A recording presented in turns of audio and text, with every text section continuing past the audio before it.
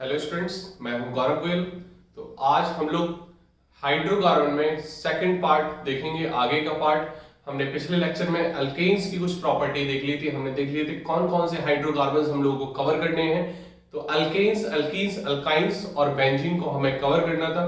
तो अल्केन्स में हमने ये देख लिया था कि कैसे प्रिपेयर करें, है ना। प्रिपरेशन हमने पढ़ ली थी, किस तरीके से हमें प्रिपेयर करना है, और उसके 5 तरीके हमने देख लिए थे। उसमें से 2 नेम रिएक्शन थी, एक वुड्स रिएक्शन और एक कोल्बे इलेक्ट्रोलाइसिस रिएक्शन। ठीक है, अब हम आज के लेक्चर में बेसिकली कवर करेंगे कि उसकी मेन फिजिकल प्रॉपर्टीज क्या है अल्केन्स की। ठीक है, तो अल्केन्स की फिजिकल प्रॉपर्टी की अगर हम बात करें, अल्केन्स का जो जनरल फॉर्मूला है वो हम देख चुके थे। जनरल फॉर्मूला इसका बनता है CnH2n+2। क्या बनता है? CnH2n+2।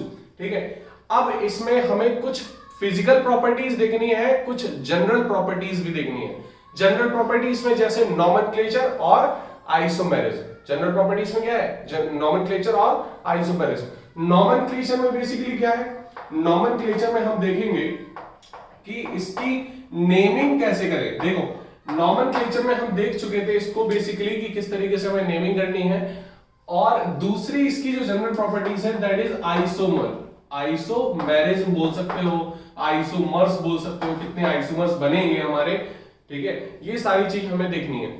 नॉमेनक्लेचर में क्या है, हम जनरल ऑर्गेनिक केमिस्ट्री में देख चुके हैं कि नेमिंग किस तरीके से करनी है। इसमें बहुत सिंपल तरीके से हमें चीजें पता करनी है और इजी रहेगा थोड़ा सा कि किस तरीके से हमें चीजें देखनी है। यहाँ पर देखो, हमने जो जनरल ऑर्गेनिक केमिस्ट्री में पढ़ा था नॉमेनक्लेचर, वो बहुत सही लेवल का हमने पढ़ लिया था, है ना। काफी बड़े लेवल पे हमने देख लिया था उसको, अपने बोर्ड के हिसाब से हमने काफी अच्छे लेवल पे हमने उसको कवर कर लिया था। ठीक है, हमने इवन कॉम्पिटिटिव एग्जाम का नीट, ठीक है, जेई मेंस तक का हमने कवर कर लिया था उसमें। ठीक है, और जो भी कॉम्पिटिटिव एग्जाम में आते हैं सारे नॉमेनक्लेचर हमने कवर कर लिए थे। अब यहाँ पर बहुत सिंपल सिंपल हमें कवर करना है। देखो जरा, अगर हम बात करें यहाँ पर कि सिंपल, अगर ये हमारा है ना, ये हमारा क्या है? बॉन्ड टाइप स्ट्रक्चर है। अब ये इसका नाम क्या होगा? ठीक है, इसका नाम क्या होगा? देखो जरा, 1 2 3 4 5 6 कार्बन है। सिंपल हम इसका नाम क्या दे देंगे? हेक्सेन। क्या नाम दे देंगे? हेक्सेन। अब ये आप मत पूछना कि सर इसका किस तरीके से नाम देंगे, ये तो सिंपल है ना, ये तो आप कर सकते हो, है ना। इसका जो फॉर्मूला बनता है नॉमेनक्लेचर का, क्या बनता है? प्रीफिक्स रहता है, ठीक है, फिर रूट वर्ड रहता है, ठीक है, और फिर क्या रहता है? फिर क्या रहता है? सफिक्स रहता है। अब जब हम अल्केन की चीजें पढ़ेंगे तो प्रीफिक्स आएगा, सफिक्स में क्या रहेगा? सफिक्स में कुछ नहीं रहेगा क्योंकि अल्केन है। ठीक है, तो अल्केन की सफिक्स में कुछ नहीं रहता है, तो प्रीफिक्स आएगा। प्रीफिक्स में हम देखेंगे कौन कौन सी हमारी चीजें सब्स्टिट्यूएंट जुड़े हुए हैं। ठीक है, प्रीफिक्स को हम क्या बोलते हैं? लो प्रायोरिटी फंक्शनल ग्रुप देखेंगे इसमें, लो प्रायोर फंक्शनल ग्रुप, ठीक है, या सब्स्टिट्यूएंट बोल सकते हो। ठीक है, लो प्रायोर फंक्शनल ग्रुप, या फिर सब्स्टिट्यूएंट्स जैसे मिथाइल, इथाइल। ठीक है, क्लियर हुई बात नहीं? और सफिक्स में हाई प्रायोर फंक्शनल ग्रुप, इसमें लिख सकते हो हाई प्रायोर फंक्शनल ग्रुप, इसमें प्रायोरिटी ज्यादा होती है, high prior functional group. Clear हुई बात नहीं? और रूट वर्ड का आपको चीजें पता है। रूट वर्ड में क्या होता है?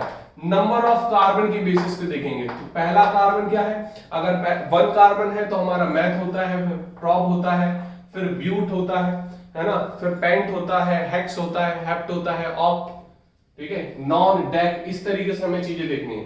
तो यहां पर अगर ये हेक्सेन की बात है, यहां पर हमने इस तरीके से ले लिया। हमने थोड़ा टफ और ले लो। टफ में अगर हम बात करें तो टफ में हमने अगर इस तरीके से चीजें ले ली, ठीक है, टफ में इस तरीके से हमने चीजें ले ली क्योंकि हमने पहले लेक्चर में भी आपको कुछ नॉमेनक्लेचर का बताया था। तो यहां पर अगर हम टफ में कुछ देख लें, इस तरीके की चीजें होगी, तो नंबरिंग आप देख लो कहां से होगी। 1 2 3 पे आ रहा है, यहाँ पे 1 2 3 पे आ रहा है, तो कहीं से भी नंबरिंग कर सकते हो। तो 1 2 3 4 5 6, ठीक है।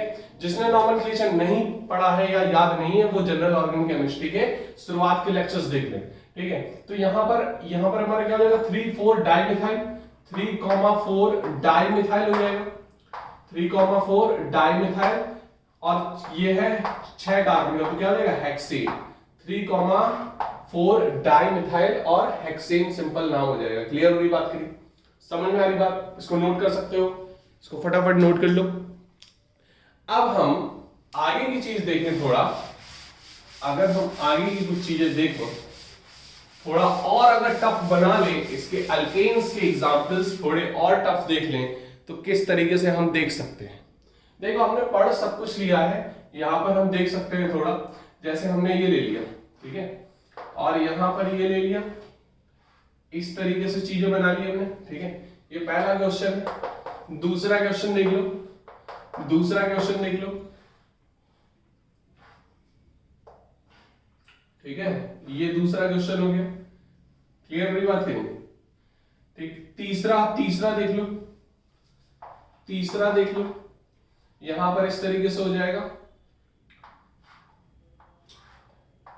हमने अल्फाबेट ले रहे हैं यहां पर, है ना, ये ई टाइप हो गया, ये एफ टाइप का हो गया। अब कैसे हम नेमिंग करें इसकी, देखो जरा, अगर हम अल्फाबेट की नेमिंग के हिसाब से पहले इसको देख लो, ये थोड़ा सा टफ हो गया, तो यहाँ पे लॉन्गेस्ट चेन देख लो। लॉन्गेस्ट चेन क्या है, 1 2 3 4 5 6 7, ये हमारी लॉन्गेस्ट चेन हो गई। क्लियर होगी बात करेंगे। और यहां से अगर हम नंबरिंग करते हैं, सब्स्टिट्यूएंट्स जो है, ये इथाइल जो है ना, ये इथाइल है ना, CH3 ये CH2, हर कॉर्नर कार्बन होता है, ये आपको पता है, हर कॉर्नर कार्बन है, और उसके हिसाब से फिर बैलेंस कर लो हाइड्रोजन के कितने हमारे हाइड्रोजन बनेंगे। तो यहाँ पर ये तो हमारे सब्स्टिट्यूएंट हो गए इथाइल इथाइल, तो यहाँ से पास पड़ रहा है। नंबरिंग कहां से करेंगे, यहाँ से 1 2 3 4 5 6 7, इतनी बात क्लियर हो रही होगी आपको। तो यहाँ पर 3 और 3 तीन ही पे है, मतलब तीसरे कार्बन में हमारे 2 इथाइल है। तो इसका नेमिंग कैसे करोगे आप, नेमिंग कैसे करोगे इसकी, नेमिंग हम यहां लिख दे रहे हैं, देखो 3,3 डाई इथाइल है, ये क्या है, डाई इथाइल, सब्स्टिट्यूएंट क्या है, इथाइल, और क्या है, हेप्टेन, 7 कार्बन है तो क्या हो जाएगा, हेप्टेन। बोलो इतनी बात समझ में आ रही कि नहीं आ रही। तो 3,3 डाई इथाइल हेप्टेन हो जाएगा, इतनी बात क्लियर होगी। हम इस पे आते हैं, तो इस पे क्या हो जाएगा, लॉन्गेस्ट चेन कौन सी हो जाएगी, यहां से ये वाली लॉन्गेस्ट चेन हो जाएगी, ठीक है। तो हम नंबरिंग यहां से कर सकते हैं 1 2 3 4 5, और कोई लॉन्गेस्ट चेन होगी क्या, नहीं होगी। तो यहां पर देखो 2 पे मिथाइल है और 3 पे मिथाइल है, 2 पे मिथाइल है और 3 पे मिथाइल है, ठीक है। तो क्या नाम दोगे इसका, 2,3 डाई मिथाइल, 2,3 डाई मिथाइल, और 5 कार्बन की चेन है तो क्या हो जाएगा, पेंटीन, क्या हो जाएगा, पेंटीन। बोलो इतनी बात क्लियर होगी, समझ में आ रही बात। हम F का देख ले, F की नेमिंग कैसे करोगे, तो यहां से नंबरिंग 1 2 3 4, यहां से करोगे नंबरिंग, आप यहां से करोगे, नहीं करोगे क्योंकि ये 3 पे आ रहा है, यहां से करोगे तो किस पे आएगा, 2 पे आएगा। तो यहां पर ध्यान देना है कि कहां से सब्स्टिट्यूएंट पास पड़ रहे हैं, जो जोश में होश नहीं खो बैठना है, ठीक है, समझ में आ रही बात कि नहीं। 3 4, तो 1,2 इसको भी सब्स्टिट्यूएंट मत ले लेना, ठीक है। जो सब्स्टिट्यूएंट है पहले तो लॉन्गेस्ट चेन आपको सिलेक्ट करनी है। तो 2 पे क्या है, मिथाइल है, 2 पे क्या है, मिथाइल, 2 मिथाइल और ब्यूटेन। समझ में आ रही बात कि नहीं, मतलब F का नाम केमिस्ट्री में कैसे ले सकते हैं, 2 मिथाइल ब्यूटेन। समझ में आ रही बात करी, क्लियर हो रही। तो नोट कर लो फटाफट, फटाफट इसको नोट कर लो, फिर आगे हम बढ़ते हैं। अब देखो नेक्स्ट जो पार्ट है हमारा वो रह गया आइसोमेरिज्म का। नॉमेनक्लेचर आप कर सकते हो, अब कोई दिक्कत नहीं है, ठीक है। आपको जितनी ज्यादा प्रैक्टिस करोगे उतना ज्यादा कॉन्फिडेंस आएगा। तो अब हम कुछ इसमें बताएंगे नहीं, पूछो जो भी दिक्कत हो, डाउट आप डाल दो, ठीक है, कमेंट बॉक्स पे, चैट बॉक्स पे, ठीक है। अब देखो, अब हम अगर देखें कि आइसोमेरिज्म हम कैसे पता करें अल्कीन्स की, ठीक है, आइसोमेरिज्म हम कैसे पता करें अल्कीन्स की। देखो अल्केन्स की जो आइसोमेरिज्म है हम देखेंगे स्ट्रक्चरल आइसोमेरिज्म। आइसोमेरिज्म होती क्या है, आइसोमर्स क्या होते हैं, आइसोमर्स जो फिनोमेना शो करते हैं दैट इज कॉल्ड आइसोमेरिज्म। तो आइसोमर्स क्या होते हैं, जिनके सेम केमिकल फॉर्मूला होते हैं, केमिकल फॉर्मूला सेम होंगे लेकिन क्या हो जाएगा, उनकी जो प्रॉपर्टीज है वो डिफरेंट होंगी, चाहे वो फिजिकल हो या केमिकल। तो फिजिकल मेनली अगर हम स्ट्रक्चरली की बात करें तो वहां केमिकल मोस्ट ऑफ सही आती है, लेकिन फिजिकल प्रॉपर्टीज यहां बदल जाती है। तो क्या क्या होगा चेंज, डिफरेंस क्या होगा इसमें, सेम केमिकल फॉर्मूला सेम होगा लेकिन different properties, different in properties, physical और केमिकल, ठीक है। क्लियर हो गई बात कहीं, तो इसको नोट कर सकते हो। तो आइसोमेरिज्म में हम देखेंगे, अगर हम देखें सबसे छोटा एल्केन है CH4, तो इसका तो कोई आइसोमर्स नहीं बनेगा।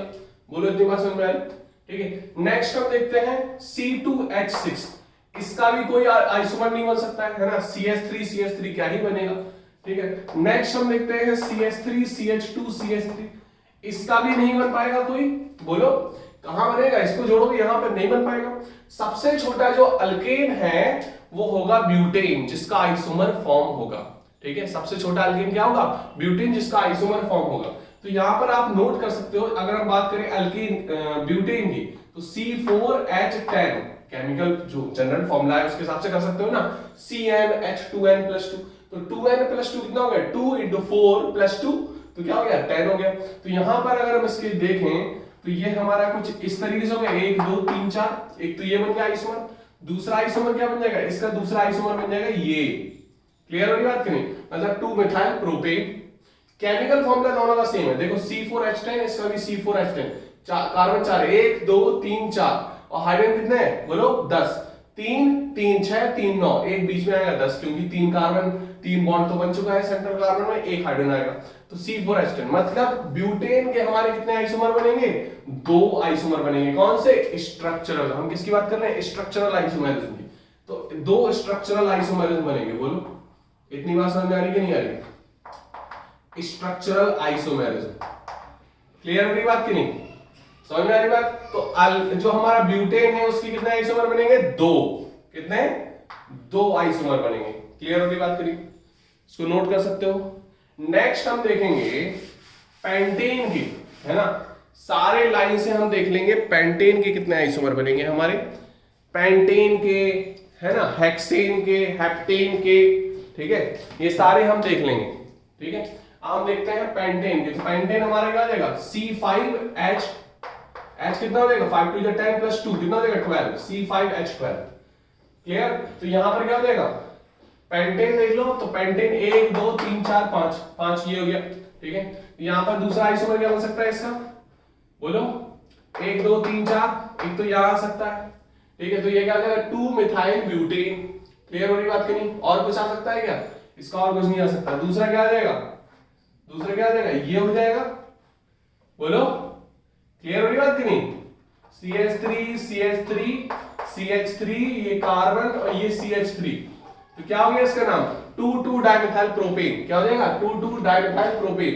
तो ये सेम केमिकल फॉर्मूला आएगा, इसके 3 स्ट्रक्चरल आइसोमर्स बनेंगे प्रोपेन के, ठीक है। तो अगर प्रोपेन की बात करें C5H12, तो कितने आइसोमर बनेंगे, 3 स्ट्रक्चरल आइसोमर बनेंगे, कितने, 3 स्ट्रक्चरल आइसोमर। बोलो इतनी बात समझ आ रही, तो उसको नोट कर सकते हो, नोट कर लो। नेक्स्ट हम देखेंगे हेक्सेन, मतलब 6 कार्बन, 6 कार्बन काल की, तो क्या हो जाएगा, C6H14 हो जाएगा, 6 2 12 प्लस, अब देखो यहाँ के कितने बनेंगे, 1 2 3 1 2 3 4 5 और ये 6, ठीक है। अब यहाँ पर जरा देखते जाओ, आपको बनाने हैं ये सब, ठीक है। अभी तो हम 2-3 बना के दिखा दिए हैं, आपको सारे बनाने हैं, एक बार उसको लिखना है, ठीक है। क्योंकि जो एमसीक्यू में आएंगे, आपके एमसीक्यू में जो क्वेश्चंस आएंगे वो आएंगे number of structural isomer alkane के कितने बनेंगे इस कंपाउंड के, मतलब बोल दिया ब्यूटेन, बोल दिया प्रोपेन, मतलब केमिकल फॉर्मूला देंगे बेसिकली वो, तो क्योंकि नाम तो नहीं देंगे, क्योंकि नाम ब्यूटेन हो गया तो ब्यूटेन ही रहेगा उसका, फिर आप आइसोमर दूसरा बनाओगे तो उसका नाम चेंज हो जाएगा, ठीक है। तो केमिकल फॉर्मूला देंगे, वो बोलेंगे C5H12, तो इसका कितने स्ट्रक्चरल आइसोमर्स होंगे तो वो आपको बताने हैं। नेमिंग पूछेंगे तो नेमिंग भी आपको बतानी है। तो यहां पर अगर मैं बात करूं तो 1 2 3 4 5, और यहां पर हमने क्या कर दिया, 2 मिथाइल पेंटेन। बोलो इतनी समझ में आ रही। नेक्स्ट हम देखेंगे क्या कर दिया, 3 मिथाइल पेंटेन, ठीक है। 3 तो ये बन गए, क्योंकि इस पे रखोगे तो फिर से वही हो जाएगा 2 मिथाइल पेंटेन। अब क्या बनेगा, अब क्या बनेगा, बोलो, अब ये बन जाएगा 1 2 3 4, एक तो ये बन जाएगा।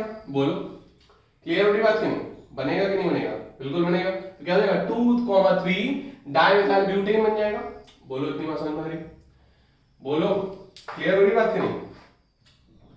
अब यहां पर 2 डाइमिथाइल ब्यूटेन, 1 2 3 4, 2 डाइमिथाइल ब्यूटेन, ये बन सकता है, बिल्कुल बन सकता है, ठीक है। तो इसको नोट कर लो, और इसके अलावा आइसोमर्स नहीं बनेंगे, मतलब जो हमारे हेक्सेन है, ठीक है, तो इसमें इसके कितने आइसोमर बनेंगे, 5 आइसोमर बनेंगे। कितने, 5।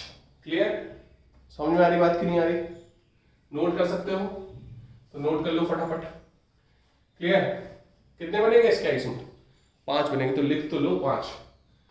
तो क्या हो जाएगा C6H14 कितने बनेंगे 5 स्ट्रक्चरल आइसोमर्स बनेंगे। इसको नोट कर लो, आपको और प्रैक्टिस करनी है, ठीक है, क्योंकि उस टाइम फिर बन नहीं पाते, फिर दिक्कत हो जाती, ठीक है। तो ये आपको प्रैक्टिस करनी है, ठीक है।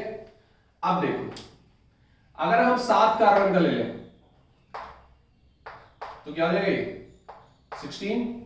इसके कितने आइसोमर बनेंगे 9। ये आपको बनाने हैं, ये आपको बनाने हैं घर पे, ठीक है। फिर 8 के अगर देख लें तो 8 2 16 प्लस 2 18।